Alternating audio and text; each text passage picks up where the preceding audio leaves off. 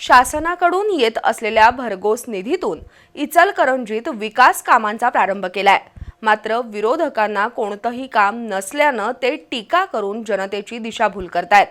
त्यांच्या टीकांकडे लक्ष न देता विकास कामं सुरूच ठेवणार असल्याचं प्रत्युत्तर महापौर उदय धातुंडे, सभागृह नेते विठ्ठल चोपडे यांनी पत्रकार परिषदेत दिलं।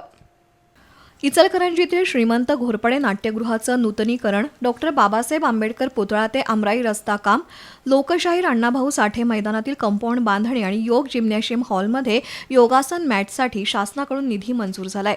शुक्रवारी मान्यवरांच्या उपस्थितीत यापैकी काही कामांचा शुभारंभ करण्यात आला। दरम्यान मुख्यमंत्र्यांनी स्वतः उपस्थित राहून सुमारे 511 कोटीच्या विकास कामांचं ऑनलाईन उद्घाटन केलंय। मात्र पुन्हा विद्यमान आमदार, महापौर, 2 माजी आमदार आणि महापालिकेच्या आयुक्तांनी त्याच कामांचं उद्घाटन करण्याचा नेमका अर्थ काय असा प्रश्न काँग्रेसचे प्रदेश सचिव शशांक बावस्कर यांनी उपस्थित केलाय।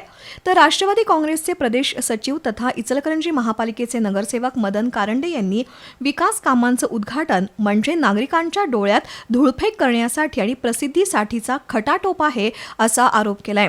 या पार्श्वभूमीवर महापालिकेत आज पत्रकार परिषद झाली। मुख्यमंत्र्यांनी इचलकरंजी दौऱ्यावेळी प्रातिनिधिक स्वरूपात काही विकास कामांचं ऑनलाईन उद्घाटन केलं होतं। प्रत्यक्ष काम करण्याअगोदर लोकप्रतिनिधींना घेऊन आता रीतसर शुभारंभ केलाय। यामध्ये टीका करण्यासारखं काही नाही। मात्र विरोधक नाहक विरोधाची भूमिका बजावत असल्याचं महापौर धातुंडे यांनी सांगितलं।